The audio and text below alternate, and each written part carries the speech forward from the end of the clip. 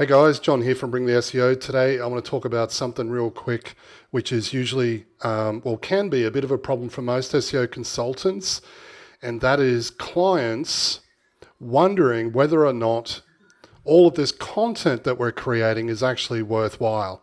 I've been in this position before where I've worked with a client, we're creating a shitload of content, and they're essentially saying, wow, John, we're not quite sure if this is doing anything.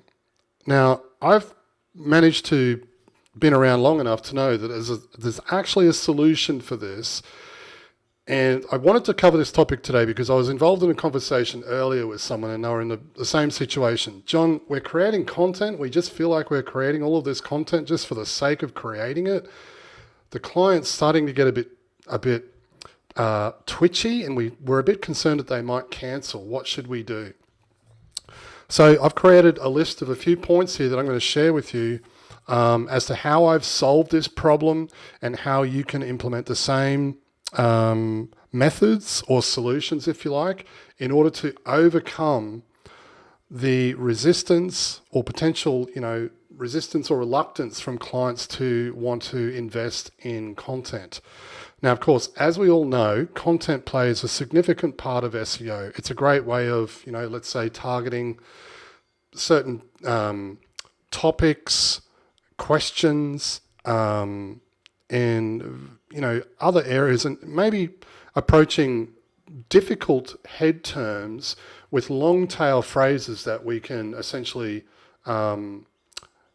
use in order to get faster results. There's a whole host of reasons as to why we should be creating content, but often clients don't see it that way. And like I said, they can feel as though they're just paying to write some articles that in many cases they might be thinking, no one's going to read this stuff. Who wants to read an article about, the breeding cycle of termites? It doesn't really make much sense.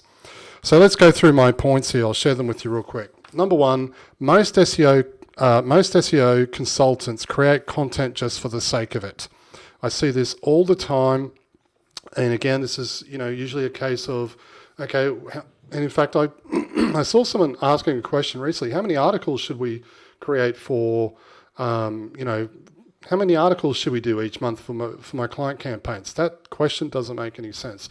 Maybe that's a topic for another time, but if you're just creating content for the sake of creating content, and you're not measuring the performance of that content, then you're probably going to find yourself in a situation where the client will eventually cancel out and you'll really have not much to show for it. So you need to ask yourself, what's the purpose, right? When it comes to content really is a way of driving conversions.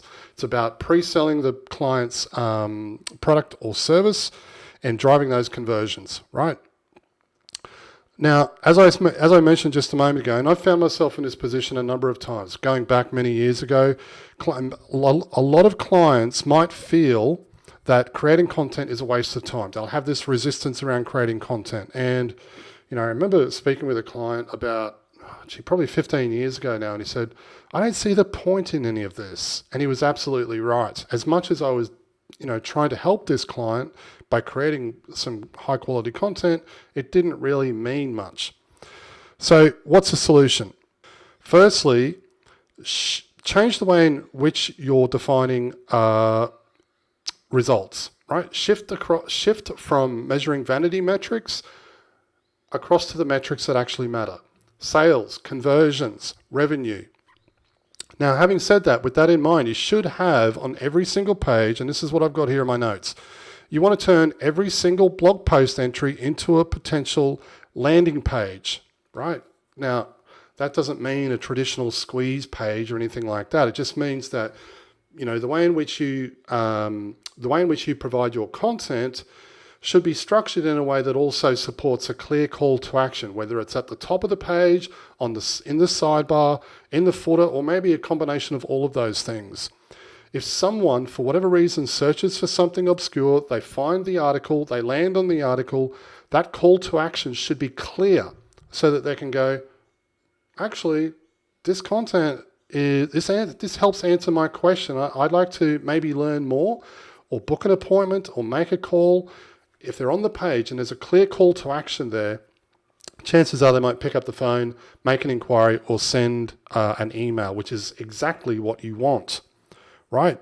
Now, having said that, you want to track conversions at the page level. So when you're reporting within Google Analytics, right, you want to be tracking conversions at the page level. This is incredibly important so that you can see which blog post actually led to customer inquiries and ultimately sales. Now, when you have that information, you can match those conversions to monetary values, right? Now, if you've watched any of my other videos, I talk heavily about revenue-focused SEO, and there's many different ways that you can do this, but that's how you solve the problem. Those three things. Turn every single blog post entry into a landing page with a clear call to action. I like to put them in the sidebars, for mobile. Same thing, top or bottom of page or both. Track conversions at the page level. I'm a big advocate of putting everything under /blog. I see a lot of sites where SEO consultants have got a million different categories. You're just making it hard for yourself. Put everything under /blog, and then you can track conversions at the page level within the blog using what's called a filter, which is called Page Path Level 1, which looks for that /blog. So track conversions at the page level and then match those conversions to monetary values. I made this change many years ago, and I had a client at the time say, don't really see the point in creating all this content. We don't think anyone's reading it.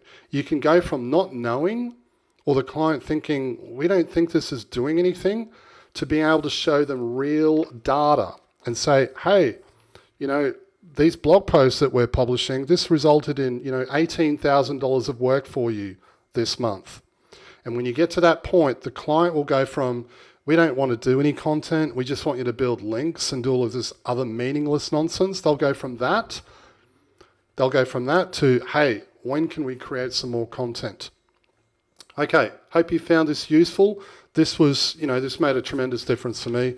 Hope you found this useful, and I'll see you in the next one. Cheers. Hey, if you've enjoyed this video and you'd like to learn more, head over to bringtheseo.com. We provide business development training for SEO consultants wanting to improve their processes, increase profits, and scale to $100,000 a month or more without all the stress and overwhelm.